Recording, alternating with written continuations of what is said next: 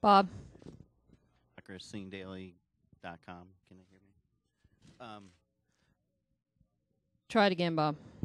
How's that? All right, Bob Hocker, SingDaily.com. Normally, you'd be pretty much close to the end of your racing schedule for the year.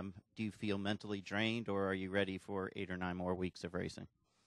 Well, I was just saying that a lot of the IndyCar drivers are starting to talk about what they're going to do in the off season, and I haven't even let my mind go there yet because I'm nowhere near that end. I have a couple of months left, so I'm doing. I'm not doing as many races as Cup or NASCAR, but I am doing the distance. I mean, I started in the last week of January, first week of February, and I'll go all the way till the end of their season. So it's the full sort of 10 months, and I feel fine. I mean, at some points in the year, especially early on when I was doing those first 4 NASCAR races in a row, first 4 nationwide. I mean, yeah. I mean, I think I spent 2 days at home in February, I think, or March, whatever. I don't know. It's all a blur, but it was very, very busy. But mostly it's just been emotional because I've had to deal with not having as good results as I liked. And, IndyCar's been a bit of a tough season. I've had probably some of my best races I've ever had, but I've also had a lot of mediocre ones. So, and NASCAR has been a humbling experience itself. So I think for me it's been more emotional than anything. I enjoy being busy. I like it, and I'm lucky I get to be busy. Not every driver gets to be busy, and it's all for good reason. So, it's part of what I signed up for, and I'm enjoying it. We'll go Reed Spencer first. Gentleman in the plaid shirt. Gentleman in the green shirt. We'll have the last question. Reed Spencer with Sporting News. Danica, in addition just to seat time and experience, what are the benchmarks you're looking for this year after a dozen or so races in the Nationwide Series? How do you measure your progress and that sort of thing?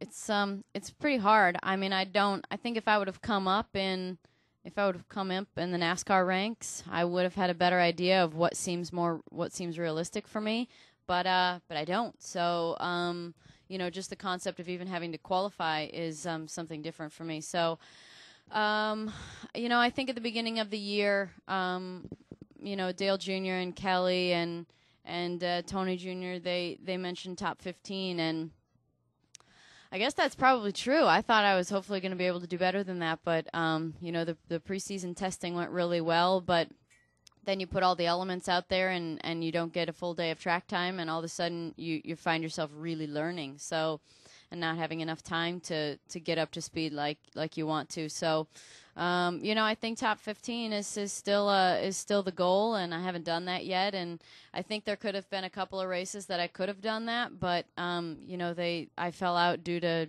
crashes that weren't entirely my fault. So, unfortunately, we weren't able to get those results. So I think top 15 is still a goal. Next question. Buddy Herlock, the News Journal. What do you think of some of the attention you may still get when you switch to stock car racing?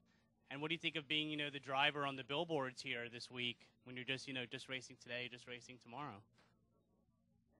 You say just like I'm not doing anything. Sorry. What do you think about that racing just today and today as you're doing this? I gotcha.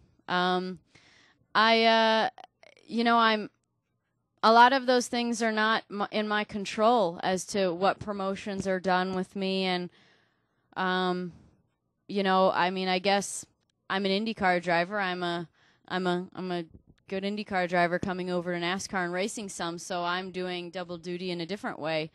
And, I can't control what the fans want to see or what they're interested in or what they pay attention to. I can't control that. I can just be myself. And I've been lucky that people want to see me and want to know what I'm up to and how I'm doing. So, like I said, I just keep doing my thing. I just keep, having fun and experiencing different things by doing NASCAR and IndyCar this year. And the rest of it is just what happens. So I think that's more of a question for the promoters who put the billboards up and why they made that decision. Next question. Danica, Sean Nissen with the Daily Times. Could you talk a little bit about what other drivers have told you to expect this weekend, and also some of your goals that you'd like to accomplish today and tomorrow? Other drivers a lot of them have given me the Dover, and made me feel really nervous. And then, then I get Juan Pablo Montoya that's like, you'll be fine. There's lots of grip there. You'll be fine. So, I guess what I found in my first time in the car yesterday was that, at first I was like, wow, I'm a little ways off. This I can't get on the power. I don't feel like I can probably go in a little deeper. And then we made a couple changes to the car, and then all of a sudden by the end of the day, you're like, yeah, I feel like I get it. And, I feel like I'm comfortable at the track now, and, hopefully that translates to a good weekend. I don't think that's, the Nationwide car is going to be another level of difficulty beyond the Pro East car, I'm sure, but at least I'm familiar. So my goals are, I think, it's been for the last couple of races, I've said top 20, and until I get there, the goal's not going to change. So, we've kind of been right outside of that the last couple of weekends, so hopefully we can have a better result. And I think, like I said earlier, the top 15 on a more consistent basis is a good goal. Last question, I promise, right here at the front. Hi, Danica. Don Harrison with ABC in Baltimore. The fastest growing demographic in NASCAR fans is women. And how do you think that you had an effect on those numbers? And what's the response you get from some of the female fans? I always find demographics and statistics really interesting, and I always want to know more. So unfortunately, I don't know much more than what you're telling me. So all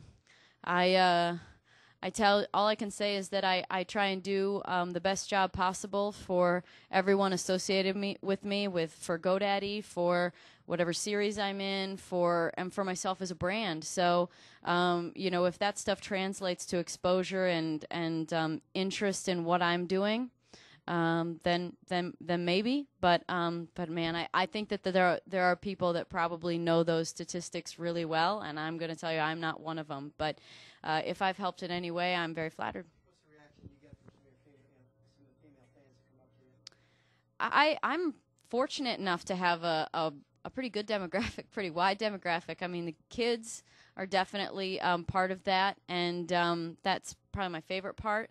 And then you definitely get supportive women, and you get sort of the 18 to 34 male, and then you get the older group that's just like, that's more of the liberal older group that's like, man, go get them. I wanted to do that when I was young for some of the women, and some of the guys are just, more of like an atta girl kind of attitude. And so I'm lucky I get quite a wide demographic. So like I said, I just keep being myself.